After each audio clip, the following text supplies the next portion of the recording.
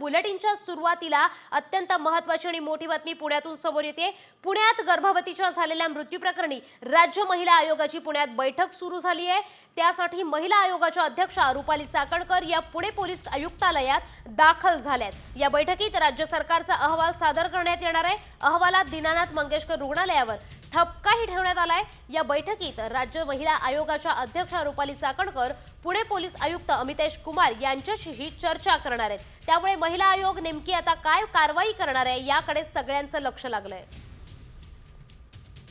तर याच संदर्भात अधिकची माहिती देतात आमचे प्रतिनिधी अक्षय बडवे। तर अक्षय, काय सांगाल? आता रुपाली चाकणकर अमितेश कुमार यांच्या भेटीला गेलेल्या आहेत, तर तिकडची काय परिस्थिती?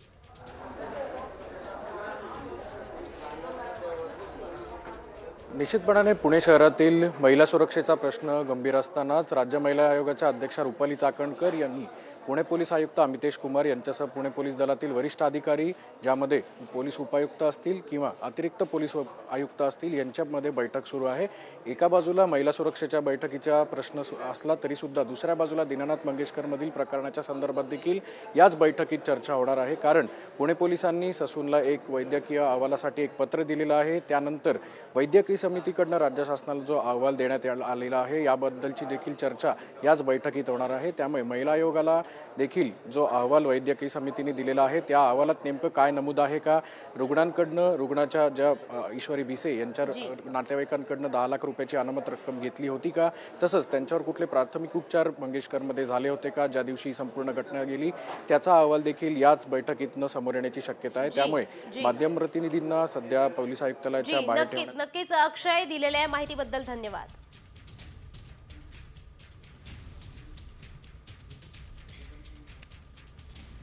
तर पुण्यातील मंगेशकर रुग्णालयातील गर्भवतीच्या मृत्यू प्रकरणी महिला आयोगाने दखल घेतली आहे। महिला आयोगाच्या अध्यक्षा रुपाली चाकणकर यांनी पीडित भिसे कुटुंबियांची भेट घेतली आहे। संपूर्ण घटनेचा आढावा चाकणकरांनी भिसे कुटुंबियांकडून घेतलाय। याबाबत संबंधित डॉक्टरांवर कारवाई करण्याची लेखी मागणी भिसे कुटुंबियांनी केली आहे। या कुटुंबियांची भेट घेतली, त्यांच्याकडून सविस्तर आलेला अनुभव हा खरं तर त्यांनी माझ्याकडे लेखी स्वरूपात दिलेला आहे। याच्यामध्ये बऱ्याच वेळा पेशंट आणि डॉक्टर यांच्यामध्ये झालेल्या चर्चा, झालेली ट्रीटमेंट आणि जे काही रिपोर्ट हे गोपनीय असतात, पण यामध्ये हॉस्पिटलनी स्वतःला वाचवण्यासाठी जो अहवाल सादर केला त्याच्यामध्ये बऱ्याचशा पेशंटच्या गोपनीय गोष्टी या जाहीर केलेल्या आहेत। त्या अत्यंत चुकीचं आहे आणि या घटना, या गोष्टी हॉस्पिटलने खरं तर समितीसमोर मांडायला पाहिजे होतं, ते सोशल मीडियाच्या माध्यमातून मांडले। तर आता महिला आयोग नेमकं रुग्णालयावर आणि भिसे कुटुंबियांची जी मागणी करण्यात आली आहे त्यावर काय ॲक्शन घेत आहे, काय कारवाई होतीये हे पाहणं महत्त्वाचं ठरणार आहे। तुर्तास आता एक जी बातमी समोर येते ती सगळ्यांचीच भीती वाढवणारी बातमी आहे, कारण जगभरातले शेअर बाजार कोसळल्याने आता मंदीची भीती वर्तवली जाते। भारतीय आणि अमेरिकन बाजारात मंदीची शक्यता आहे। 60% मंदी वाढल्याचं अहवालात सांगण्यात आलंय। ट्रम्प यांनी जगभरातील शेअर बाजारांना हादरा दिलाय, त्यामुळे पुढचा मोठा धोका मंदीचा दिसतोय। नोकऱ्या गमावू शकतायत, कंपन्या आणि व्यवसाय बंद होऊ शकतायत। तर शेअर बाजार घसरल्यामुळे नेमका काय परिणाम होऊ शकतोय पाहूयात ग्राफिक्सच्या माध्यमातून। गुंतवणूकदारांचे लाखो कोटी स्वाहा झालेले आहेत। अर्थव्यवस्था मंदीत जाण्याची भीती व्यक्त करण्यात येते। जगभरात महागाई वाढण्याची सुद्धा भीती आहे। कंपन्या दिवाळखोरीत जाण्याची सुद्धा भीती व्यक्त करण्यात येते। नोकऱ्या कमी होणार आणि पगार वाढ होणार नाही अशी सुद्धा भीती आहे। तर गुंतवणूकदारांना अर्थतज्ञांनी काय सल्ला दिलाय पाहूयात ग्राफिक्स मधून। बाजाराची स्थिती स्पष्ट दिसल्याशिवाय गुंतवणूक करू नका। गुंतवणूकदारांनी संयम बाळगावा। आत्महत्येसारखं टोकाचं पाऊल उचलू नका। 1.5-2 वर्षांनंतर बाजार पुन्हा उभारी घेण्याची शक्यता आहे।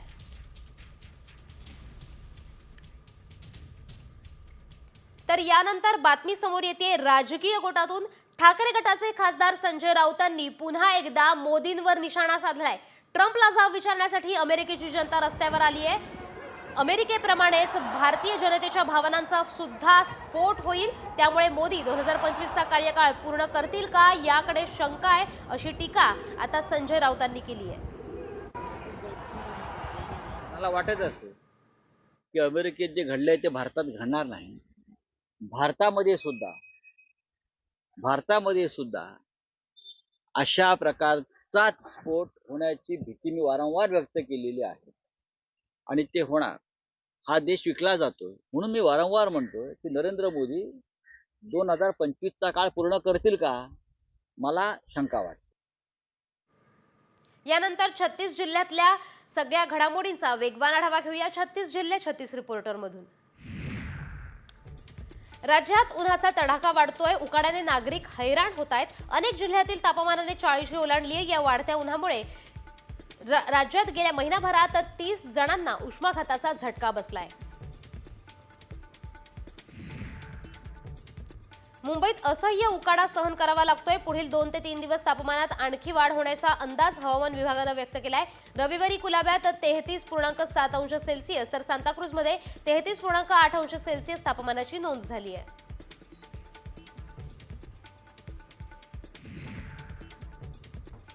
नाशिकमध्ये 10 वर्षात पहिल्यांदाच एप्रिलच्या सुरुवातीला तापमानाचा पारा 40 पार गेलाय. सकाळनंतर दिवसभरात तापमानात 21.5 अंशांची वाढ झाली आहे. रविवारी नाशिकमध्ये 40.2 इतक्या उच्चांकित तापमानाची नोंद झाली आहे. पुढील काही दिवस तापमानाचा पारा वाढताच राहणार आहे असा हवामान विभागाचा अंदाज आहे.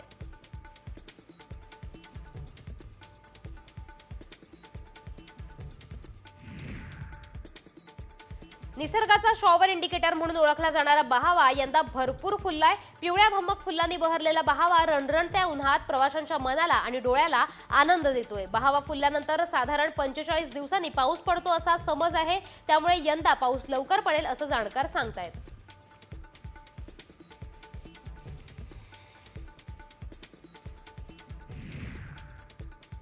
कापसाची उत्पादकता कमी झाली आहे. त्यातच वेचणीचा खर्च 10 रुपये किलोवर पोहोचलाय. एकरी 7 क्विंटलची उत्पादकता अपेक्षित धरल्यास 1200 ते 1500 रुपये शेतकऱ्यांना लागतात. गुलाबी बोंडअळी आणि इतर घटकांमुळे देखील कापसाचं क्षेत्र कमी झालंय.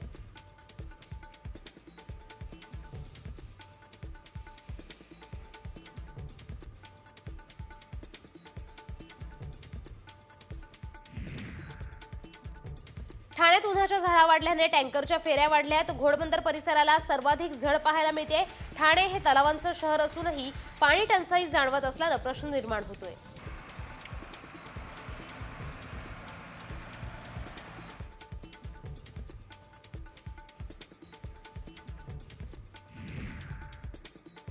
मुंबईला पाणी पुरवठा करणाऱ्या 7ही धरणातील पाणीसाठा वेगानं कमी होतोय. सध्या या धरणात मिळून 33% पाणीसाठा शिल्लक आहे. पाऊस पडेपर्यंत हे पाणी पुरणारच असल्यामुळे मुंबई महापालिका प्रशासनाने आधीच राज्य सरकारकडे राखीव साठ्याची मागणी केली आहे. मुंबईला उन्हाळ्यात पाणी कपातीला सामोरं जावं लागू शकतं.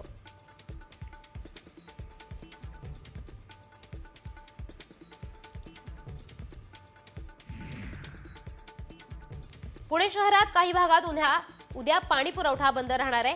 खडकवासला ते वारजे जलकेंद्र आणि होळकर जलकेंद्राला जाणारी सांडपाण्याची पाईपलाईन फुटली आहे. जलवाहिनी दुरुस्तीच्या कामासाठी उद्या पाणी पुरवठा बंद राहणार आहे.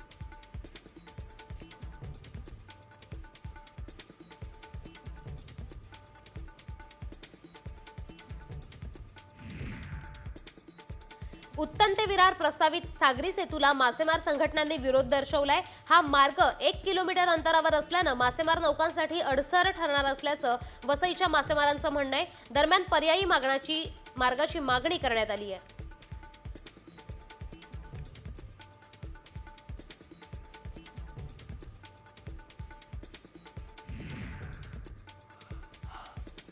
मुरबाडात फिरत्या पोलीस ठाण्याची सुविधा उपलब्ध करून देण्यात आली आहे. नागरिकांच्या समस्या निराकरणासाठी प्रशासनानं हा निर्णय घेतलाय. पोलीस सेवा लोकाभिमुख करण्यासाठी हे अभियान राबवण्यात येतंय.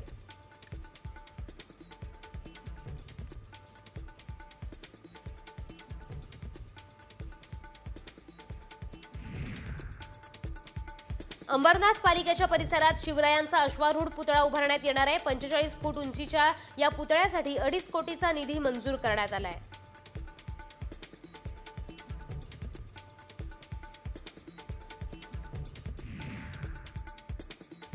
पंढरपुरात चंद्रभागा नदीपात्रात घाणीचं साम्राज्य पसरलंय। यामुळे भाविकांच्या आरोग्याचा प्रश्न निर्माण झालाय। पाणी स्वच्छ करणारी सेबर टेक्नॉलॉजी यंत्रणा गेल्या 3 महिन्यांपासून ठप्प झालीय। त्यामुळे शासनाचा कोट्यवधी रुपयांचा खर्च पाण्यात गेलाय।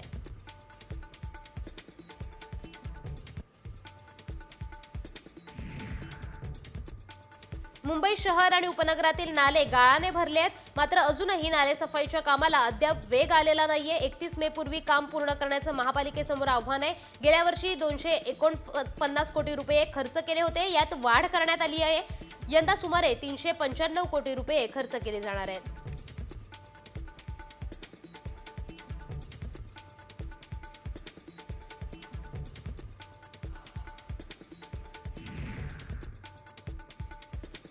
पुणे शहरात ड्रोन उडवण्यास बंदी घालण्यात आली आहे। शहर पोलिसांनी याबाबत आदेश जारी केलेत। हे आदेश पुढील 30 दिवसांसाठी म्हणजे 5 मे पर्यंत देण्यात आले आहेत। आदेशाचे उल्लंघन करणाऱ्या व्यक्तीवर कायदेशीर कारवाई केली जाणार आहे असं देखील सांगण्यात आलंय।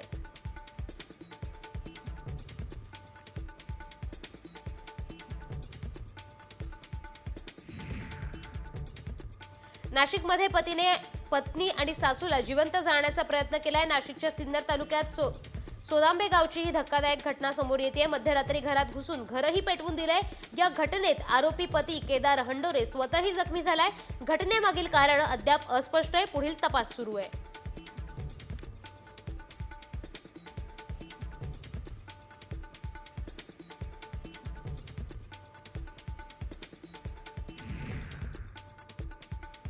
अकोल्यात लग्नाचं प्रपोजल नाकारल्याने तरुणीवर चाकू हल्ला करण्यात आलाय। 25 वर्षीय तरुणानं 22 वर्षीय नर्सिंग असलेल्या तरुणीच्या पोटात चाकू भोसकून खून करण्याचा प्रयत्न केलाय। तरुणीवर रुग्णालयात उपचार सुरू असून आरोपी संतोष डिवरेला अटक करण्यात आली आहे।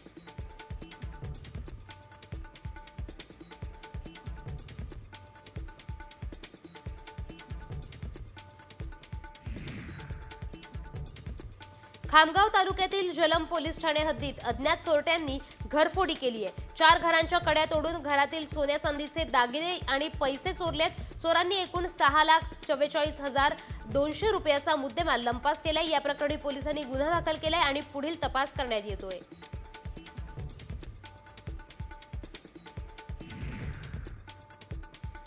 जळगावात पोलीस ठाण्याच्या हद्दीत व्यापाऱ्यास लाखोंच्या प्रतिबंधित गुटख्यासह पोलिसांनी अटक केली आहे। या कारवाईत पोलिसांनी एक 4चाकी 2,65,347 किमतीचा अवैध गुटखा जप्त केलाय।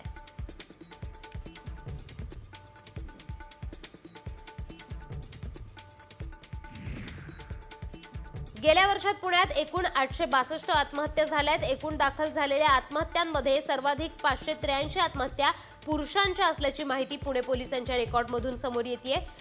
औद्योगिक वसाहत कामगार वस्ती इथे आत्महत्येचं प्रमाण अधिक असल्याचं दिसतंय।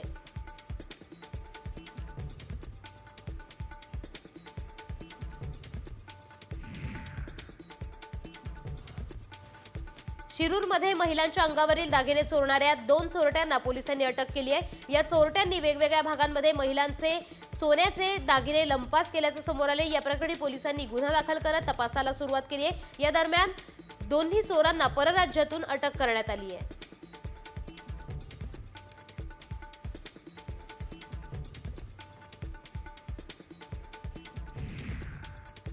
तर आता एक मोठी बातमी समोर येतेय।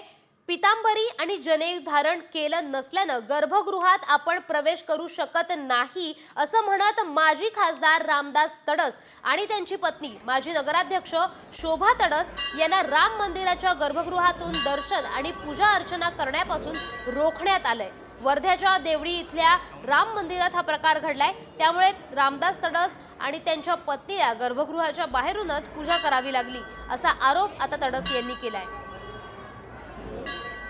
याचा पाठपुरावा आम्ही असाच राहील की बा याची फेर चौकशी करावी, या ट्रस्टीची चौकशी करावी। वर्षानुवर्ष या ठिकाणी लोक राहतात, यांची चौकशी करावी। ह्या जमीन कशा पद्धतीने यांनी विकल्या याची सुद्धा चौकशी या ठिकाणी झाली पाहिजे। तर आता एक संतापजनक बातमी समोर येते। खासगी कंपनीच्या कर्मचाऱ्यांना अमानुष वागणूक देण्यात आलेली आहे. दिलेलं टार्गेट पूर्ण न केल्यानं कर्मचाऱ्याला चक्क कुत्र्यासारखं चालायला लावलंय. तसंच कर्मचाऱ्याला गळ्यात कुत्र्यासारखा पट्टा देखील बांधलाय आणि त्यानंतर कुत्र्यासारखे पैसे चाटायला लावलेत आणि वाटीतून कुत्र्यासारखंच पाणी सुद्धा प्यायला लावलंय. तर दुसऱ्या एका कर्मचाऱ्याला चक्क पॅन्ट काढायला लावली. ही धक्कादायक घटना केरळच्या कोची येथे घडली आहे. कर्मचाऱ्यांना अशी अमानुष वागणूक देणारा बॉस नसून हैवान आहे. त्यामुळे आता कंपनीवर कारवाई करण्याची मागणी करण्यात आली आहे.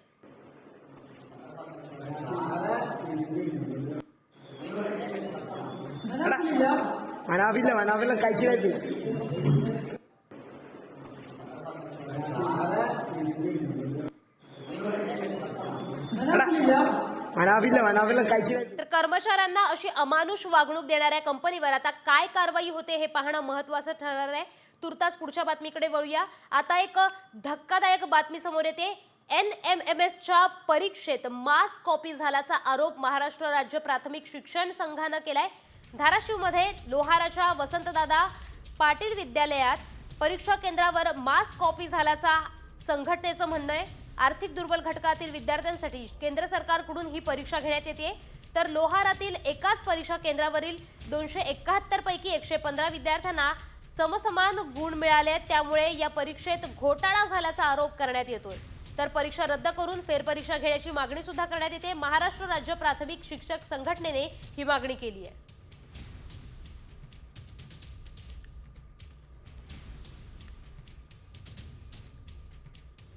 यानंतर 36 जिल्ह्यातील बातम्यांचा वेगवान आढावा. 36 जिल्हे 36 रिपोर्टर मधून.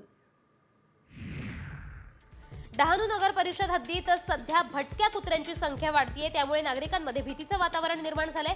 अनेक कुत्रे रेबीजग्रस्त असल्याचा संशय व्यक्त होत असून वेळोवेळी चावण्याच्या घटना घडत आहेत.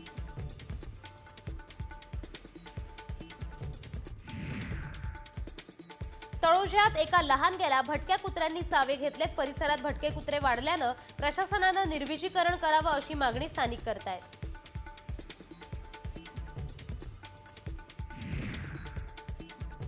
माणगाव शासकीय रुग्णालयाच्या हलगर्जीपणामुळे 14 वर्षीय मुलाचा उपचारादरम्यान मृत्यू झालाय. या प्रकरणी मुलाच्या पालकांनी माणगाव उपजिल्हा रुग्णालयावर आरोप केलाय. मुलाला ताप येत असल्याने उपजिल्हा रुग्णालयात दाखल करण्यात आलंय. तिथे त्याचा मृत्यू झाल्याचा आरोप मुलाच्या पालकांनी केलाय. पुण्यात पानशेत धरणात पोहताना पुण्यातील तरुणाचा बुडून मृत्यू झालाय. तरुण मित्रांसोबत धरण परिसरात रविवारी फिरण्यास गेला होता. हा अपघात तेव्हाच घडलाय. दोघे पोहत असताना या तरुणाचा बुडून मृत्यू झाला.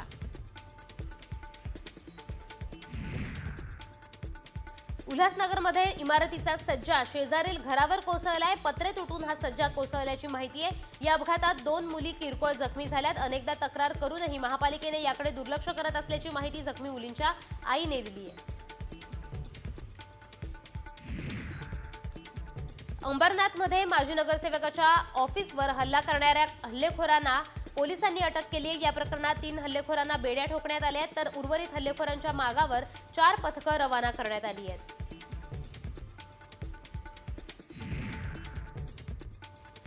खामगाव तालुक्यात सुटाळा येथे पुरातन जागृत महादेव मंदिर आहे. येथे दरवर्षी चैत्र अष्टमीला महादेव पार्वती लग्न सोहळा संपन्न झालाय.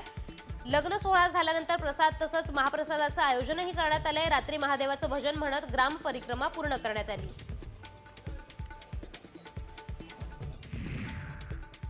यानंतर एक विशेष रिपोर्ट पाहूयात.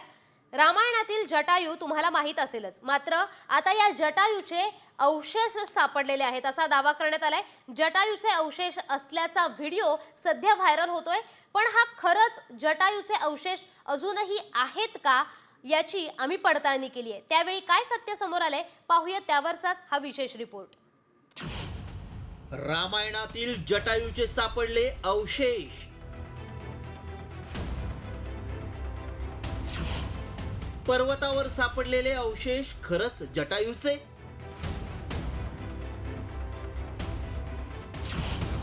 व्हायरल व्हिडिओ मागचं सत्य काय? हा व्हिडिओ आता प्रचंड व्हायरल होतोय. यामध्ये दावा करण्यात आलाय की हे अवशेष जटायूचे आहेत. 3000 वर्षांपूर्वीच्या रामायणात उल्लेख असलेल्या या जटायूचे अवशेष आता सापडल्याचा दावा करणारा व्हिडिओ आणि मेसेज व्हायरल होत आहेत. या मेसेजमध्ये काय दावा करण्यात आलाय पाहूया. रामायण काळातील जटायूचे अवशेष सापडलेत. मेरठ जवळील जटायू पर्वतात खोदकाम करताना हे अवशेष आढळले. अवशेष पुरातत्व विभागानं ताब्यात घेतले असून तपास सुरू आहे. सीतेच्या रक्षणासाठी जटायूनं रावणाशी युद्ध केलं होतं. त्यावेळी जटायू पक्षी मारला गेला अशी आख्यायिका आहे.